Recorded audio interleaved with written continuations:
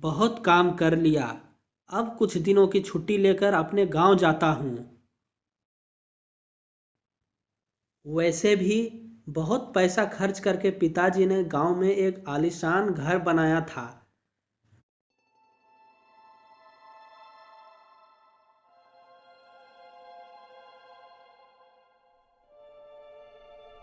कुणाल अपने गांव के घर में आ जाता है। कितना अच्छा लग रहा है यहाँ आकर। मैंने अपना पूरा बचपन जो यहाँ गुजारा है।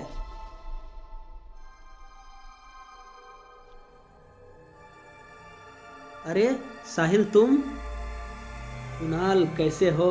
बहुत दिनों के बाद आना हुआ। हाँ यार, गांव की बहुत याद आ रही थी।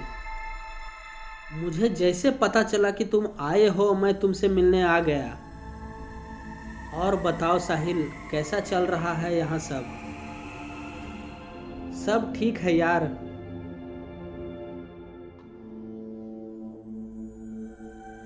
मालिक, आप बहुत दूर से सफ़र करके आए हैं। थोड़ा आराम कर लीजिए।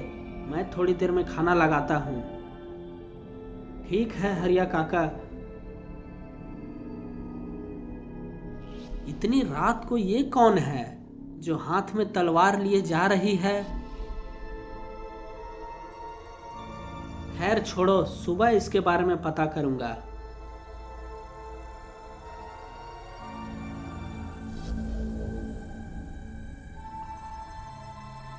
अरे साहिल, कल रात मैंने कुछ देखा।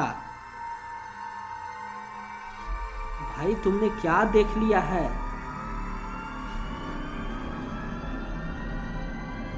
साहिल, कल रात मैंने अपनी खिड़की से देखा कि कोई औरत अपने हाथ में तलवार लिए जा रही थी।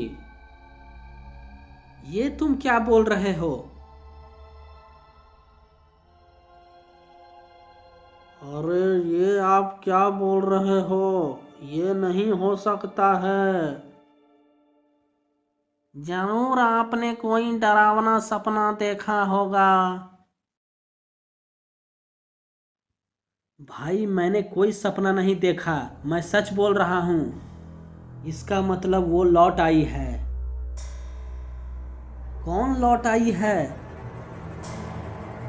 अवंती। कौन अवंती? वही अवंती जो कुछ साल पहले इस गांव में जादू टोना तंत्र मंत्र करती थी। इसी तंत्र मंत्र के चक्कर में उसने कई गांव वालों की बलि दे दी, क्योंकि वो अमर होना चाहती थी। हाँ कुणाल, तभी हम लोगों ने मिलकर उसे मार डाला और उसके शरीर को जंगल में दफना दिया। लगता है वही वापस आ गई है। तभी तो धीरे धीरे करके गांव से कई लोग गायब हो रहे हैं। हजारी लाल जी, मुझे लगता है उस कमबख्त ने फिर से बलि देना शुरू कर दिया है। ठीक है, तो आज रात हम सब मिलकर तुम्हारे घर में इंतजार करेंगे। अगर वो अवंती फिर दिखती है तो उसका पीछा आज हम करेंगे। ठीक है।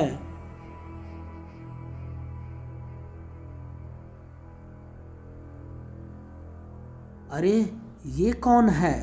मैं तो चोरी करने जा रहा था, लेकिन इस सुंदर स्त्री को देखकर लगता है आज इसका दिल चोरी करना पड़ेगा।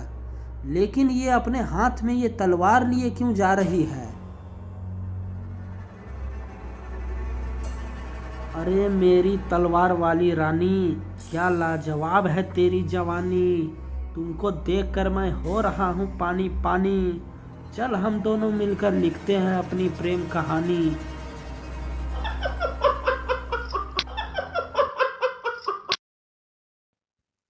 अरे, ये इतनी खूबसूरत लड़की है और हंसी इतनी भयानक, ये कैसे हो सकता है?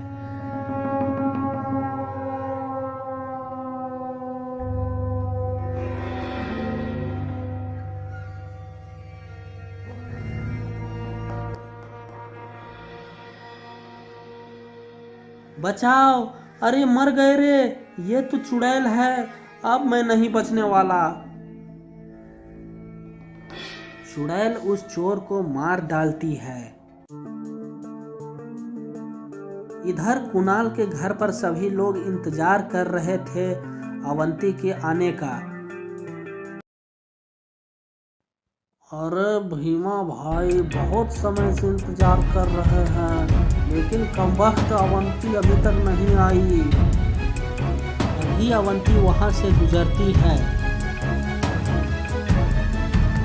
देखो भाइयों, यही है।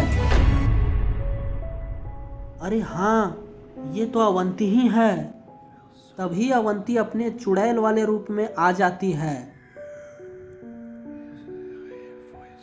अरे ये क्या, ये तो एक भयानक चुड़ैल बन चुकी है। अरे मर गए रे, अब ये हमें जिंदा नहीं छोड़ने वाली। चुड़ैल जाग उठी है। देखते ही देखते चुड़ैल गायब हो जाती है। लगता है हम लोगों को इस गांव को छोड़कर जाना ही पड़ेगा। सही कहा भाई, इस अवंती को मौत के घाट उतारने के बावजूद ये चुड़ैल बनकर वापस आ गई है। देखिए, आप लोग घबराएं नहीं, इस चुड़ैल को मारने का कोई उपाय ढूंढना होगा। पर कैसे मालिक, हम इस चुड़ैल से कैसे मुक्ति पा सकते हैं? मैंने एक बार एक किताब पढ़ी थी लाइब्रेरी में। कौन सा किताब, क्या बताया गया था उसमें? मैंने पढ़ा था, जब कोई तंत्र मंत्र करने वाले की मौत हो जाती है और उसे जलाया नहीं जाता है, दफनाया जाता है, तो वो चुड़ैल बनकर वापस आ जाती है। और आप लोगों ने अवंती को जलाया नहीं था, आप लोगों ने उसे जमीन में दफनाया था, इसलिए वो चुड़ैल बनकर भटक रही है। हमें उसकी लाश को जलाना होगा। लाश कहाँ होगी, अब तो सिर्फ वहाँ हड्डियाँ मिलेंगी उसकी। जो भी है उसे ही जलाना होगा, तभी इस चुड़ैल का नाश होगा। ठीक है कुणाल, हम उसी जगह पर चलते हैं जहां हमने उसे दफनाया था। लेकिन एक चीज का खास ध्यान रखना होगा हमें। हाँ कुणाल, बताओ।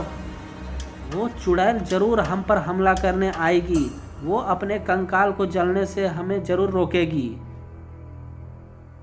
तो हमें क्या करना चाहिए?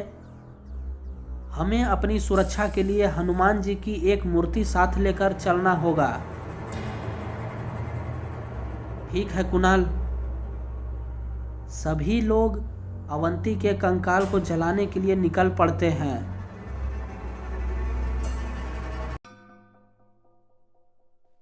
भीमा जी, आप खुदाई करना शुरू करिए। भीमा जैसे ही खुदाई करना शुरू करता है, वो चुड़ैल सबके सामने आ जाती है। तुम लोगों की इतनी हिम्मत, तुम फिर से मुझे मारने आ गए। मैं किसी को जिंदा नहीं छोड़ूंगी।